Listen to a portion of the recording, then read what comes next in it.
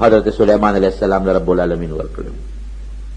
هغه رونو دا وه چې پیریانو نه به یې کار اخیسته، پیریان یې الله تابع کړي، پیرې به چا پلا تابع کړي، هغه ځان له مصیبت دی، پیرې تابع پیریان، او چې څه به یې پرې کول هغه به یې پرې کول. ومن الجن من یعمل له، او پیریان با کارونه به کول، یعملون له ما یشاء من محارب و تماثیل و جفان کالجواب و قدور راسیان. داسې څیزونه به یې ورله جوړوله چې هغه د دنیا انجینیر نن نشي جوړولی. غټ دیګ به یې وله دومره جوړ که چې هغه به د ځای نه چوچتولی نه شو، په ځای به پروت و، په هغې کې به یې پخلي کول. غټې غټې کاسې او پینې او دا غټې غټې ترې دا به یې ورته جوړولې، او په هغې کې به خلک راتلل او ډوډۍ به یې خوړه. سخي خو هم ډېر زیات وکړه. واصلنا له عین القطر، قرآن کې الله فرمایي وی ما ورله د پیتلو، پیتل نی دا زیړ د تانبې د دې چینې مې ورته بیولې وې. وله چې الله دې سره شو بس خبره دې خلاصه را.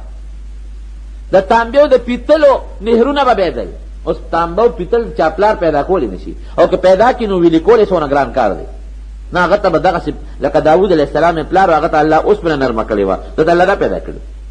نو د پیتلو او د تانبې دیګونه، د هغې لوښي، د هغې غټې غټې ترې، پخلي به هم پکې پیریانو کول، او صاحب هغې کې به ډوډۍ مچول او خلک به راتل هغه به یې خوړل، پیریان یې تابع. او قرآن حکیم کې الله فرمایي په دریاب کې به یې غوپې والې پیریانو، او دا ملغلرې او لالونه او دا قسم قسم اعلی څیزونه به یې ورته رایستل. بیت المقدس یې پې جوړ کړو، بیت المقدس په پیریانو. بیت المقدس لومبې چا جوړ کړی دی؟ حضرت ابراهیم علیه السلام او دا غزوی حضرت اسحاق علیه السلام. لومبې کور په مخ د ځمکه بیت الله دی، لومبې کور. ان اول بیت وضع للناس للذي ببکه، لومبې کور په مکه مکرمه کې بیت الله. خو بیت الله څو ځله روان شوی چې ابراهیم علیه السلام کله الله دنیا ته په حیثیت د پیغمبر راولېږه، نو الله د هغه نه دا دوه کاره واغېشتل. دلته کې بیت الله جوړ کړه او په شام کې بیت المقدس جوړ کړه. او دلته کې بیت الله چې جوړو نو یو زوی اسماعیل علیه السلام ورسره ملګری و، او په شام کې بیت المقدس چې جوړو نو بل زوی اسحاق علیه السلام ورسره ملګری و. نو اسحاق علیه السلام او ابراهیم علیه السلام دواړو په شریک هلته بیت المقدس جوړ کړو. او بیا یعقوب علیه السلام هم پکې لږ کار وکړو، د اسحاق علیه السلام زوی د ابراهیم علیه السلام نصیر. او بیا د هغې نه پس بهترینې طریقې سره حضرت سلیمان علیه السلام بیت المقدس جوړ کړو، او په پیریانو به لګیا او کار به یې پې کوو.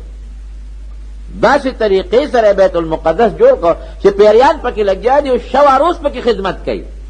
اعلی قسم لرګې، بهترین قسم کاڼي ماربلې په هغه زمانه کې، او خشته خشته کاڼي به یې تراشل، د هغې نه به یې ستنې ورته جوړولې، او دا ملغلرې به یې راوړلې، او قیمتي قیمتي کاڼي به یې راوړل، یاقوت او مرجان، هغه به یې پکې لګول.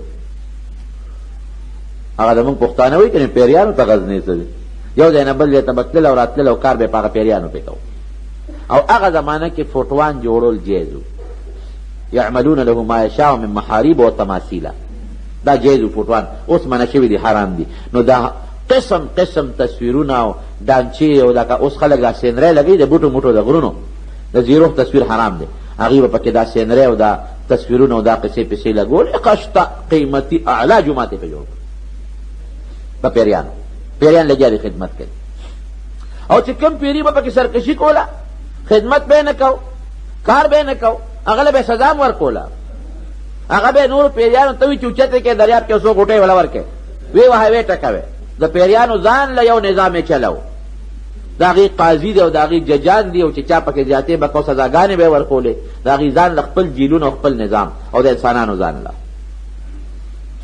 زما وروڼو، قرآن حکیم کې الله تعالی فرمایي کہ داسې کار به د پیریانو نه اخیسته چې په مخ د ځمکه داسې کار بل چا د پیریانو جناتو نه نه دی اخیسته. موږ ورته جنات تابع کړو.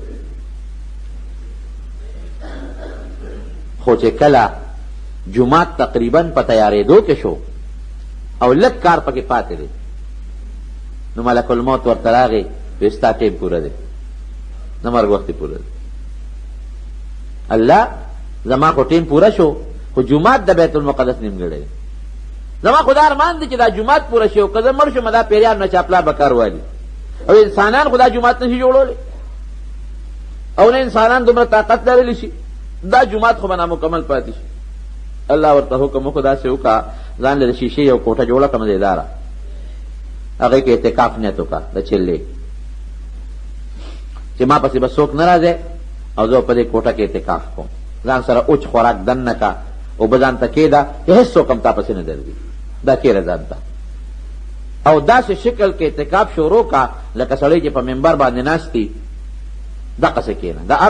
د هر پیغمبر خپل شریعت دی او خپل شرعي حکمونه دي، بس هغه ځان سره خوراک او څښاک او به دننه کړلې، اعلان یې وکړه چې زما به چې تر څو زه نه یم راوتی تر هغې پورې به زه اعتکاف کې ناست یم، چې روزم زما اعتکاف به ختمي، نه به ما پسې څوک اوبه را دننه کوې، نه به ما پسې څوک مان سره اوبه دننه کړي، نه به ما پسې څوک ډوډۍ را دننه کوي، هغه ما سره انتظام برابر دی، نه د ما غسل خانې انتظام هر څه ما ځان له په دې محل کې برابر کړي دي، ما پسې به څوک نه راځي، بس دا تاسو ته زما اعلان دی، که څوک راغی ښه به نه.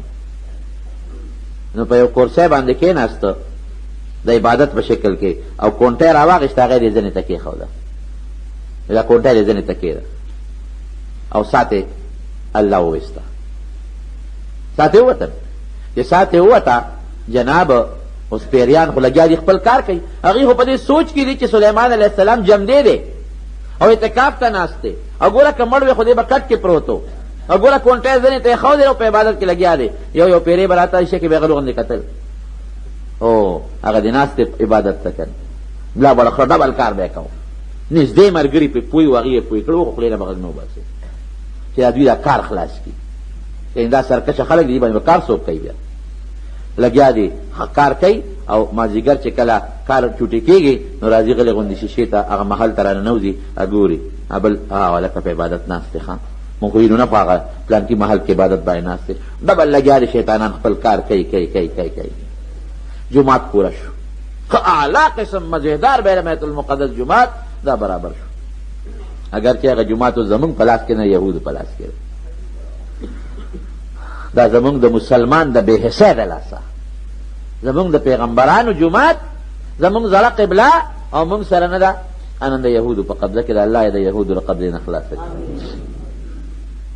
لګیا دي چې پیریانو کله جماعت مکمل کو کار اخلاص کو، اوس الله هم نظام برابروي، دلته کې لګیا دي وینه کونټۍ ویښ کې نښتې دي، وینې نښتې دي، هغه کونټۍ لږه لږه لاندې نه خوري کونټۍ ویښ وخوړلی شو، چې کونټۍ ویښ وخوړل شو کونټۍ کېناسته، سلیمان علیه السلام را پرېوت، ساعت شپږ میاشتې مخکې وتې ده، شپږ میاشتې مخکې دې څه وتې ده چې را پرېوته، خلک هم پوه شو، پیریان هم پوه شو، اوهو دا خو شپږ میاشتې را ده نه خو ډېره موده مخکې څه وتې وه، مونږ ته څه پته وه چې دی وفات شوی دی، ګنې مونږ به یادونه خدمت کو. قرآن حکیم کې الله تعالی فرمایي چې لو كانوا يعلمون الغيب ما لبثوا في العذاب المهين. تبينت الجن ان لو كانوا يعلموا الغيب ما لبثوا في العذاب المهين. پیریانو ته پته ولګېدله چې دا امسا خو یې نو خوړله او دې را پرېوت، دنه خو ډېر مخکې څه وتې ده. اوهو که د الله قرآن کې وي که د غیب او علم پیریانو ته وي نو دا شپږ میاشتې په عذاب کې ولې مبتلا و؟ پته ولګېده چې د غیب او علم صرف الله سره ما سوا د الله نه پیري سره شته او نه انسان سره شته.